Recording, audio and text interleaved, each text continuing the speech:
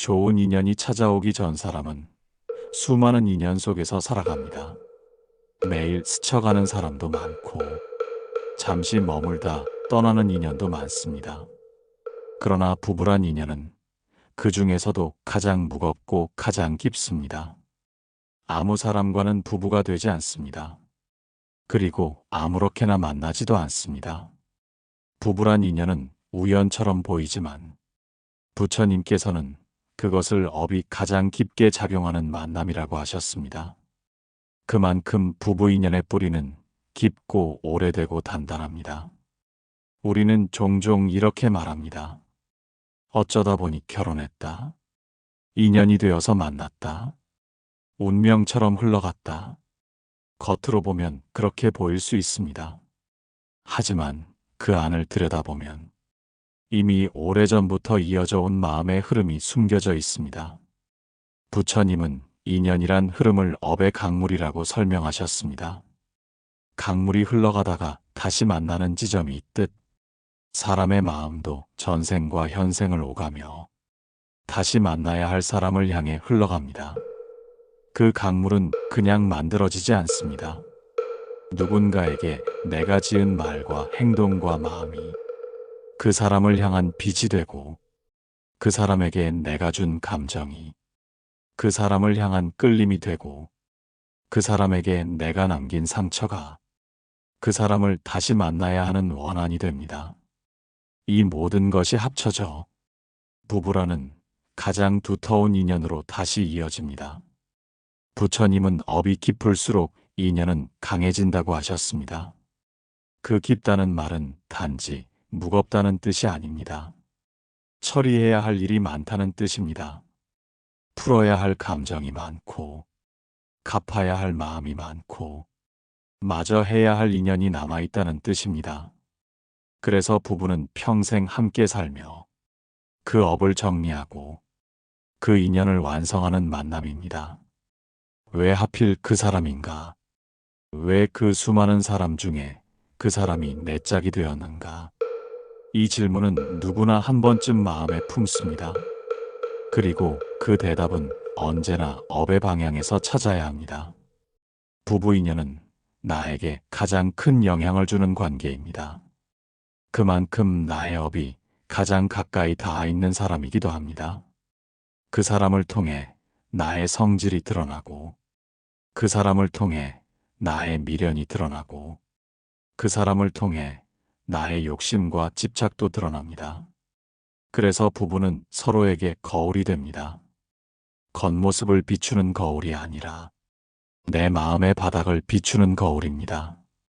부처님은 가장 깊은 인연은 가장 많이 배우게 되는 인연이라고 하셨습니다. 부부는 서로에게 많은 것을 가르칩니다.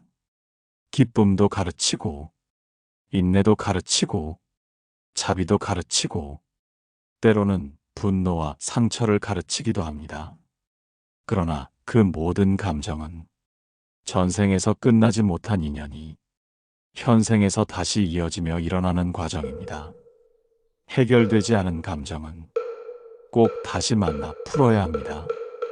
지어진 업은 그 업이 다할 때까지 함께 머뭅니다.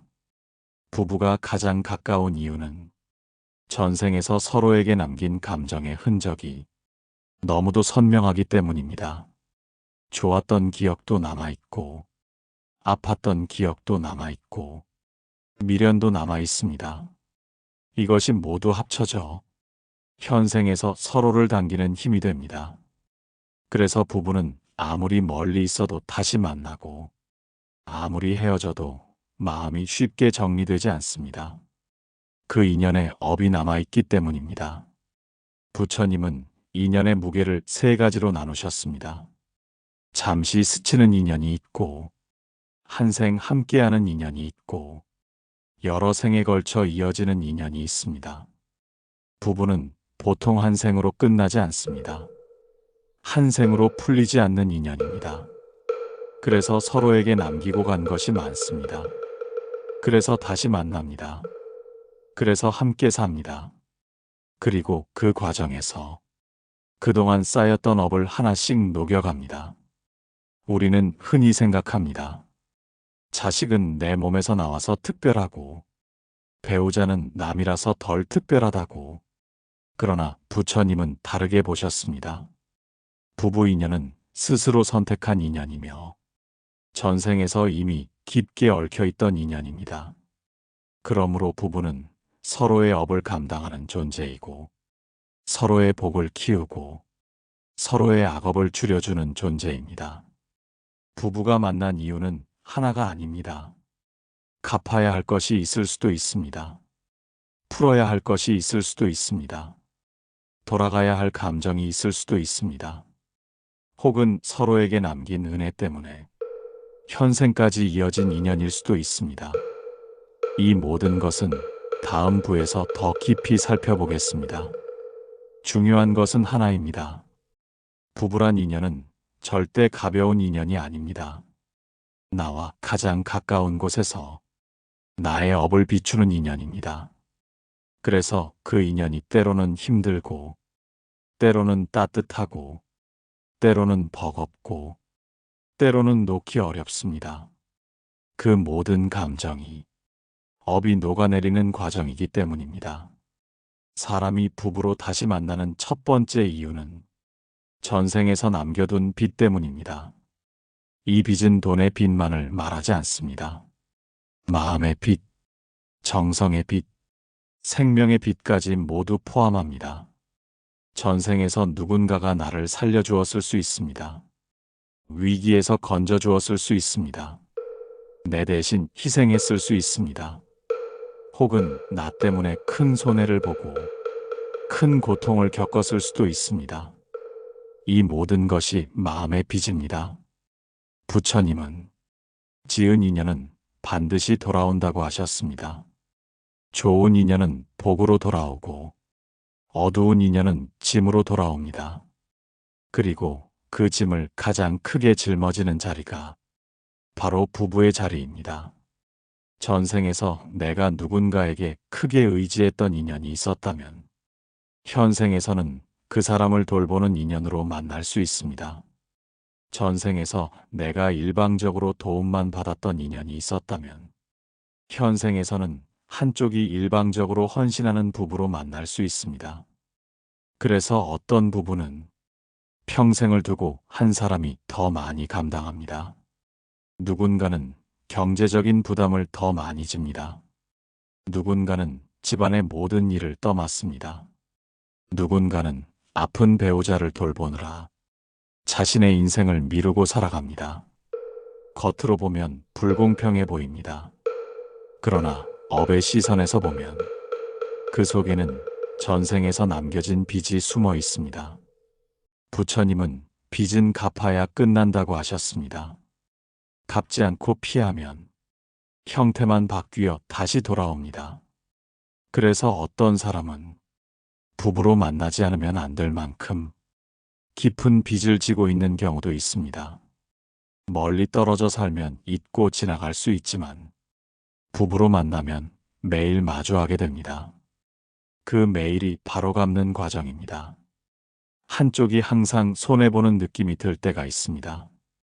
내가 더 많이 참는 것 같고, 내가 더 많이 버티는 것 같고, 내가 더 많이 내려놓는 것 같습니다. 그럴수록 마음에는 억울함이 쌓입니다. 왜 나만 이렇게 살아야 하나? 왜 나만 더 힘들어야 하나? 그럴 때 부처님의 가르침을 떠올려야 합니다. 이 관계는 우연히 만들어진 것이 아니다. 이 자리에는 내가 알고 모르는 빚이 함께 앉아 있다. 지금의 희생은 전생에서 받기만 했던 인연을 정리하는 시간일 수 있다. 물론 이것이 무조건 참으라는 말이 아닙니다. 부처님의 가르침은 억지로 자신을 버리라는 뜻이 아닙니다. 다만 관계 속에서 느끼는 불공평함을 단지 이 생의 사건으로만 보지 말라는 것입니다. 그 너머에 있는 업의 흐름까지 함께 보라는 것입니다. 부부로 만난 인연에는 눈에 보이는 것보다 보이지 않는 빚이 더 많을 수 있습니다. 내가 전생에 누군가에게 빚을 졌다면 현생에서 그 사람을 돌보는 인연으로 다시 만날 수 있습니다. 내가 전생에 누군가에게 고통을 주었다면 현생에서 그 사람의 아픔을 함께 견디는 인연으로 만날 수 있습니다.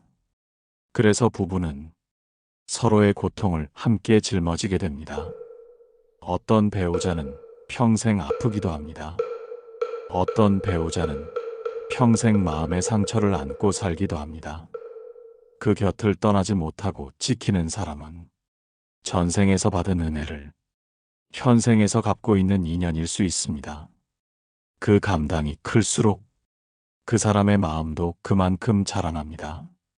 빚의 인연을 사는 사람일수록 한 가지 마음이 중요합니다. 억울함에만 머물지 않고 마음속에서 의미를 찾아가는 연습입니다. 나는 이 사람과의 인연을 통해 어떤 빚을 정리하고 있는가? 나는 이 사람의 곁을 지키며 어떤 마음을 키워가고 있는가?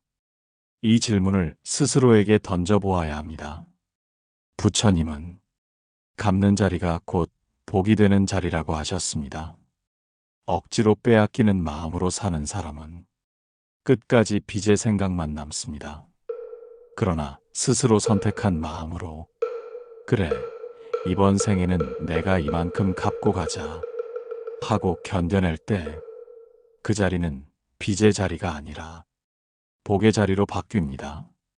부부로 만난 이상 빚은 한쪽만 지지 않습니다. 겉으로 보기에 한쪽만 손해보는 것 같아도 사실은 서로가 서로에게 영향을 주고 있습니다.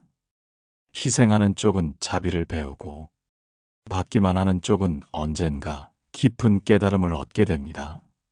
어떤 사람은 삶의 끝에 다다라서야 내가 그 사람에게 많이 빚졌구나 하고 뒤늦게 깨닫습니다. 그 깨달음이 다음 생에 또 다른 인연을 부릅니다. 빚의 인연은 버린다고 끊어지지 않습니다. 마음으로 인정할 때 비로소 줄어듭니다. 내가 이 사람에게 지고 있는 마음의 빚이 있음을 인정하고 그 빚을 갚겠다는 마음을 낼 때 그 순간부터 업은 가볍게 풀려나갑니다. 그래서 부처님은 부부 사이에서 나오는 인내와 헌신을 가장 큰 수행의 자리로 보셨습니다. 절에 가서만 수행이 아니라 집안에서, 밥상 앞에서, 병원 침대 옆에서 그 옆자리를 지키는 건 역시 수행입니다. 그 자리가 빚을 갚는 자리이자 복을 쌓는 자리이기 때문입니다. 만약 지금 당신이 부부관계 안에서 왜 나만 이렇게 힘든가 라는 생각이 든다면 그 마음을 부정하지 마십시오. 그 마음은 자연스러운 외침입니다. 다만 그 외침 속에 조금 다른 시선을 함께 놓아보십시오. 어쩌면 이 인연은 내가 오래전부터 지고 있던 빚을 이 생에서 끝내기 위해 찾아온 인연일지도 모른다. 내가 지금 이 사람 곁을 지키는 것은 단지 손해가 아니라 내 마음의 오래된 빚을 비워가는 과정일지도 모른다. 이렇게 마음을 돌려놓으면 같은 상황에서도 조금 다른 힘이 생깁니다. 억울함만 남는 인연이 아니라 마음을 닦는 인연이 됩니다. 강요된 희생이 아니라 스스로 선택한 수행이 됩니다. 그 차이가 다음 생의 인연을 바꾸고 당신 자신의 얼굴을 바꾸고 당신의 남은 삶의 기운을 바꾸게 됩니다. 빚의 업장은 부부 인연 속에서 가장 먼저 드러나는 업장입니다. 그 업장을 자각하고 그 속에서 마음을 바르게 돌려놓을 때 비로소 다음 업장을 바라볼 수 있는 여유가 생깁니다. 이제 끊지 못하는 감정의 실타래인 정의 업장으로 천천히 시선을 옮겨가 보겠습니다. 사람이 부부로 다시 만나는 이유 중 두 번째로 강하게 작용하는 업장이 있습니다. 그것이 바로 정입니다. 정은 단순한 감정이 아닙니다. 전생에서 끝나지 않은 마음의 찬양이며 현생으로 이어지는 끌림의 뿌리입니다. 부처님은 정이 남아있으면 반드시 다시 만나게 된다고 하셨습니다. 정은 마음에 묶음이 생기는 작용입니다. 끊지 못한 실처럼 마음의 한 부분이 상대에게 걸린 채 다음 생으로 흘러갑니다. 전생에서 사랑했을 수도 있습니다. 서로를 그리워했을 수도 있습니다. 미완의 감정이 남았을 수도 있습니다. 혹은 깊은 어긋남으로 끝내 화해하지 못한 채 서로를 붙잡고 떠나왔을 수도 있습니다. 이 모든 감정이 정이라는 이름으로 남습니다. 그리고 시간이 아무리 흘러도 그 정은 완전히 사라지지 않습니다. 그래서 부부의 인연은 이 정에서 시작되는 경우가 많습니다. 현생에서 서로를 보자마자 이상하게 마음이 끌리고 아무 이유 없이 편안함이나 호감을 느끼는 이유가 바로 전생에서 이어진 정 때문입니다. 이 끌림은 논리로 설명되지 않습니다. 외모 때문도 아니고 조건 때문도 아니고 환경 때문도 아닙니다. 마음이 기억하고 있었기 때문입니다. 부처님은 정은 마음이 길게 남긴 흔적이라고 하셨습니다. 그 흔적이 남아있는 사람은 아무리 멀리 있어도 다시 만나야 할 인연으로 흘러갑니다. 그래서 어떤 만남은 수많은 사람을 지나쳐도 연결되지 않는데 어떤 사람은 짧은 시간에도 강하게 이어집니다. 정은 그 사람을 향해 마음을 기울게 하는 힘입니다. 정의 업장이 강한 부부는 헤어지려고 해도 잘 헤어지지 못합니다. 싸워도 다시 붙습니다. 멀어져도 다시 엮입니다. 이유 없이 불안해지고, 이유 없이 애틋해지고, 이유 없이 마음이 흔들립니다. 이 감정은 모두 전생에서 정리되지 않은 마음이 현생에서 다시 피어나는 모습입니다. 정의 업장은 달콤하지만 동시에 무거운 짐이 되기도 합니다. 정이 깊을수록 집착도 깊어지고 불안도 깊어집니다. 상대가 내 마음대로 움직이지 않을 때 상처를 크게 받는 이유가 바로 여기에 있습니다. 전생에서 이어진 강한 끌림이 현생의 마음까지 깊게 파고들기 때문입니다. 부처님은 정에 사로잡히면 마음이 흐려진다고 하셨습니다. 정은 사람을 움직이는 힘이지만 한편으로는 사람을 묶어두는 힘이기도 합니다. 그래서 정이 강한 인연일수록 기쁨과 괴로움이 함께 찾아옵니다. 좋은 날에는 세상이 환하고 나쁜 날에는 마음 전체가 흔들립니다. 이 경계가 크게 흔들릴수록 정의 업장이 강하다는 뜻입니다. 정의 인연은 서로에게 배움을 주기 위해서도 나타납니다. 전생에서 못다한 말을 현생에서 다시 하게 되고 전생에서 못 끝낸 마음을 현생에서 다시 짚어보게 됩니다. 이 과정에서 사람은 자신의 욕심과 미련과 두려움을 가장 깊게 바라보게 됩니다. 그래서 정의 인연은 결코 가볍지 않습니다. 그 무게만큼 관계를 통해 배우는 것도 많습니다. 정의 업장은 부부 사이의 애틋함으로 드러나기도 하고 끊어내기 어려운 집착으로 드러나기도 하고 말하지 않아도 알아듣는 친밀함으로 드러나기도 합니다. 이 모든 것이 전생에서 이미 형성된 감정의 흐름이 현생에서 다시 살아나는 증거입니다. 때로는 사람들이 묻습니다. 왜 나는 이 사람에게 이렇게 약할까? 왜 이 사람만 생각하면 마음이 흔들릴까? 왜 도저히 정리를 못하겠을까? 그 대답은 간단합니다. 전생에서 남겨둔 정이 아직 다하지 않았기 때문입니다. 정은 감정이 아니라 인연의 끈입니다.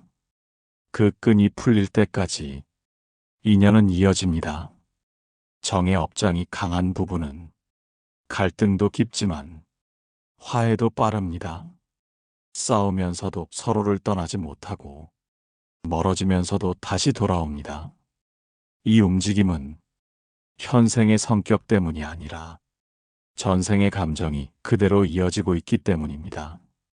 부처님은 정이 깊은 인연은 서로를 가장 많이 성장시키는 인연이라고 하셨습니다. 정이 있어야 상처가 드러나고 상처가 드러나야 치유가 이루어집니다. 정이 있어야 마음이 흔들리고 흔들림을 통해 사람은 더 깊어집니다. 정의 인연을 살아가는 사람에게 가장 중요한 마음가짐은 그 흔들림 속에서 스스로의 마음을 관찰하는 일입니다. 왜 나는 이 사람에게 이렇게 민감한가? 왜 이 사람의 말에 이렇게 쉽게 상처를 받는가? 왜 이 사람을 놓지 못하는가? 이런 질문을 던질 때 정의 실체가 드러납니다. 정은 나쁜 것이 아닙니다. 정은 인연을 잇게 하는 힘입니다. 다만 그 힘에 휘둘리면 괴로움이 생기고 그 힘을 알아차리면 지혜가 자랍니다. 이 차이가 정의 인연을 복으로 만드는가, 고통으로 만드는가를 결정합니다. 정의 업장은 부부 인연에서 빛보다 더 깊고 원보다 더 복잡합니다. 사람의 마음이 움직이는 모든 결이 이 정이라는 힘 안에 걸려 있기 때문입니다. 그래서 정의 업장을 이해하면 관계의 절반을 이해하게 됩니다. 부부 인연을 결정하는 세 번째 업장은 가장 아프면서도 가장 강하게 작용하는 업장입니다. 그것이 바로 원입니다. 원은 원망입니다. 원은 상처입니다. 원은 미움입니다. 원은 해결되지 않은 감정입니다. 부처님은 원은 반드시 다시 만난다고 하셨습니다. 왜냐하면 원은 풀리지 않으면 계속 남기 때문입니다. 전생에서 주고받았던 말에 상처가 있을 수 있습니다. 전생에서 서로를 괴롭혔던 인연이 있을 수 있습니다. 전생에서 오해가 깊어져 끝내 화해하지 못한 채 등을 돌렸던 인연이 있을 수 있습니다. 그 끝맺지 못한 감정이 다음 생으로 그대로 흘러들어옵니다. 그리고 그 인연은 가장 가까운 자리에서 다시 마주보도록 만들어집니다. 그 자리가 바로 부부의 자리입니다. 그래서 어떤 부부는 사소한 말 한마디에도 흔들립니다. 작은 오해에도 마음이 크게 상합니다. 평범한 일상에서도 쉽게 다투고 쉽게 상처가 납니다. 이 모든 반응은 현생에서 갑자기 생긴 것이 아닙니다. 전생에서 이미 시작된 원이 현생의 마음을 자극하고 있기 때문입니다. 부처님은 원은 고통을 통해 드러난다고 하셨습니다. 그 고통이 클수록 원 안의 뿌리가 깊다는 뜻입니다. 그래서 어떤 부부는 싸우면서도 헤어지지 못합니다. 멀어졌다가도 다시 붙습니다. 멀리 도망가고 싶다가도 어느 순간 같이 있어야 한다는 생각이 듭니다. 이 관계의 중심에는 원도 있고 정도 있고 빛도 있고 은혜도 있습니다. 그러나 원이 가장 강하게 작용하는 때에는 관계가 끝없이 흔들리게 됩니다. 원은 쉽게 풀리지 않습니다. 말로 풀리지 않고 이성으로도 풀리지 않습니다. 시간이 지나도 저절로 가라앉지 않습니다. 원은 마음의 어둠 속에서 스스로 녹아야 합니다. 그리고 그 녹아내림의 과정은 함께 살 때 비로소 이루어집니다. 부부는 서로를 통해 과거 생의 마음을 다시 꺼내봅니다. 그래서 같은 말도 다른 사람에게는 괜찮은데 배우자에게 들으면 마음이 무너집니다. 그 무너짐이 원한의 흔적을 드러내는 과정입니다. 어떤 부부는 같은 패턴의 다툼을 반복합니다. 말이 험해지고 감정이 치닫고 서로에게 깊은 상처를 줍니다. 그리고 후회합니다. 그러고도 다시 반복합니다. 이 반복은 성격 문제만으로 설명될 수 없습니다. 전생에서 풀리지 않은 원이 현생에서 다시 표면으로 올라오며 해결의 자리를 요구하고 있기 때문입니다. 부처님은 원은 원을 낳고 자비만이 원을 끊는다고 하셨습니다. 미움으로 미움을 없앨 수 없습니다. 분노로 분노를 해결할 수 없습니다. 말로만 사과해도 근본은 풀리지 않습니다. 원은 상대가 달라져서 풀리는 것이 아니라 내 마음이 변할 때에만 풀립니다. 그래서 원의 업장을 가진 부부는 서로를 바꾸려 하면 갈등이 깊어지고 스스로의 마음을 살피면 갈등이 약해집니다. 원은 상대의 잘못이 아니라 내 마음의 무거움이기 때문입니다. 원한이 깊은 부부는 사랑과 미움이 함께 있습니다. 좋아하는 마음도 있고 싫어하는 마음도 있습니다. 따뜻함도 있고 차가움도 있습니다. 그래서 서로를 놓지 못합니다. 이 양가 감정은 전생에서 아직 정리되지 않은 원한이 정과 뒤섞여 나타나는 현상입니다. 그러나 원이 다하면 관계는 거짓말처럼 편안해집니다. 예전처럼 크게 싸우지 않고 감정의 폭도 줄어들고 서로에 대한 불만도 줄어듭니다. 원은 한꺼번에 사라지지 않습니다. 조금씩 녹고 조금씩 풀리고 조금씩 줄어듭니다. 이 과정은 오랜 시간 함께 살면서 서로의 마음을 비추며 이루어집니다. 그래서 부처님은 부부는 서로에게 수행처라고 하셨습니다. 부부는 서로의 업을 드러내는 존재이고 서로의 업을 정리하는 존재입니다. 싸움이 많았던 인연일수록 그 속에는 원한을 풀라는 신호가 숨어 있습니다. 원한을 풀라는 말은 상대를 무조건 이해하라는 뜻이 아닙니다. 그 사람을 미워하는 마음을 그대로 들여다보라는 뜻입니다. 그 미움이 내 마음 안에서 어떤 상처를 두드리고 있는지를 살펴보라는 뜻입니다. 그 마음을 보면 원은 이미 반 정도 풀린 것입니다. 부부 인연 속에서 원한을 끝까지 풀지 못하면 다음 생까지 이어질 수 있습니다. 부처님은 원은 풀릴 때까지 따라붙는다고 하셨습니다. 그러므로 이 생에서 원한을 조금이라도 녹여간다면 그것은 다음 생의 마음을 가볍게 하는 일입니다.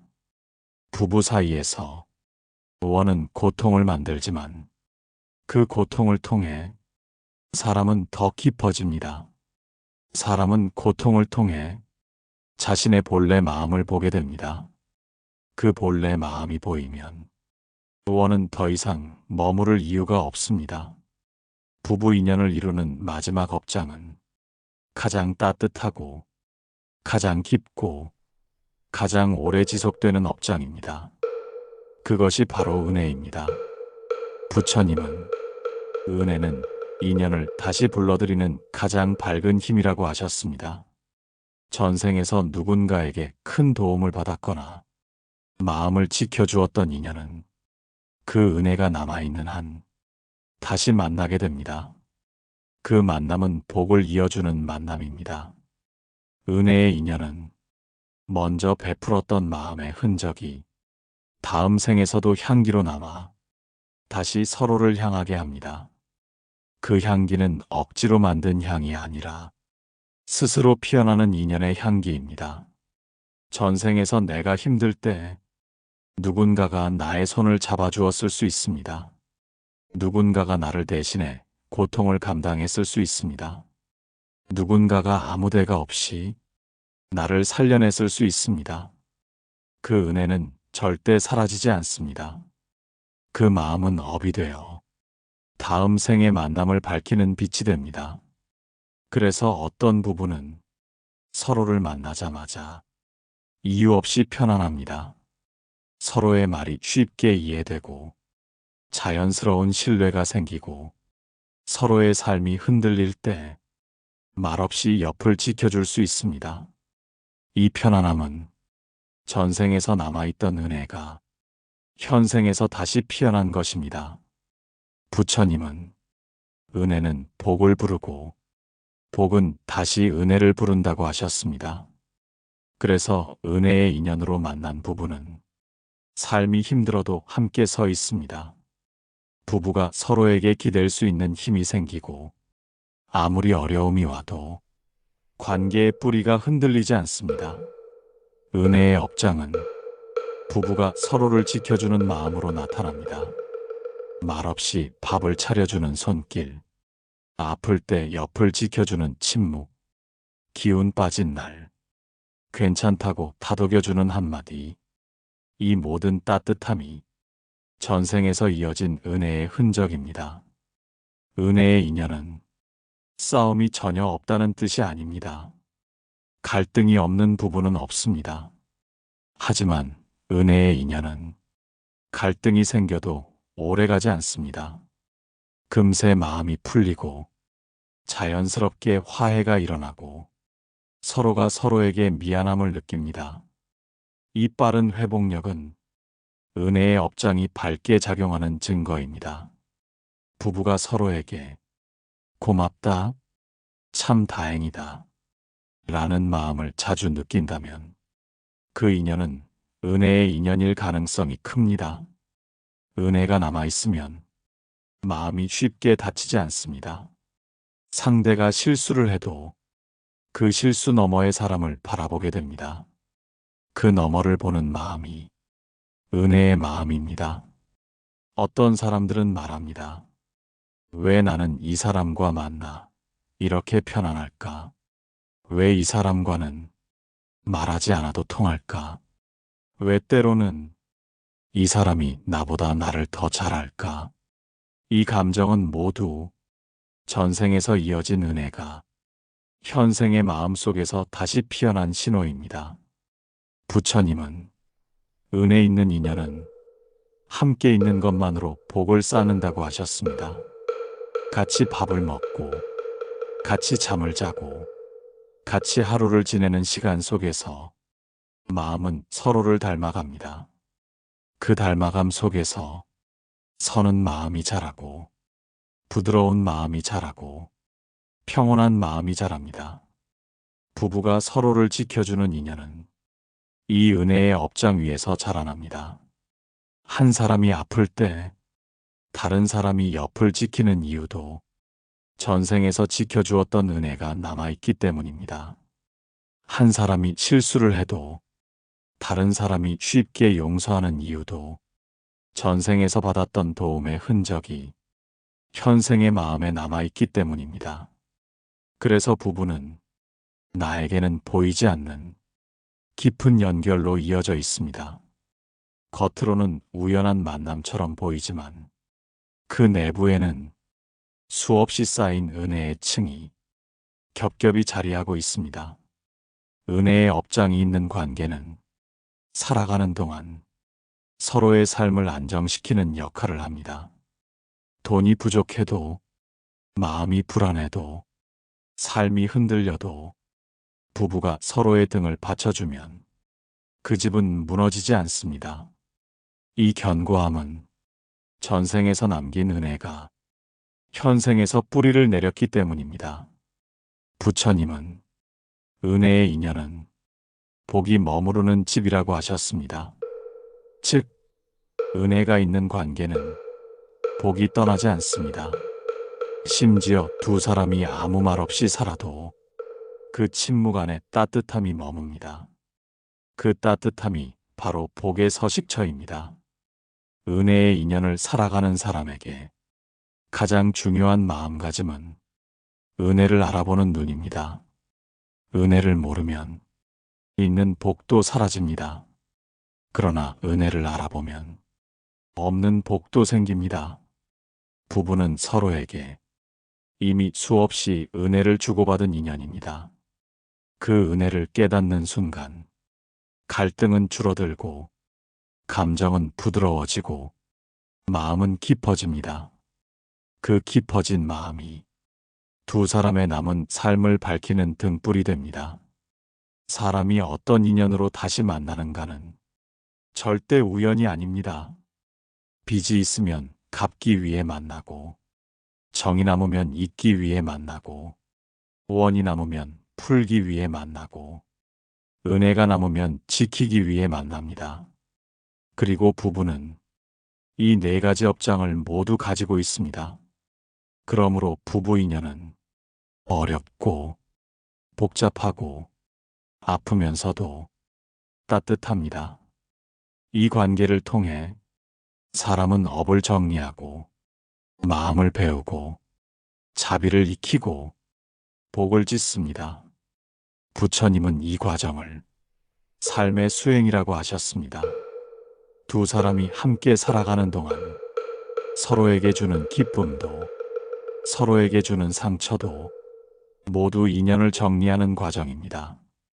그 과정을 지나 업이 다하고 마음이 고요해지면 비로소 부부 인연은 한 생의 역할을 끝마칩니다. 그리고 그 끝에서 또 다른 인연의 향기가 조용히 피어오릅니다.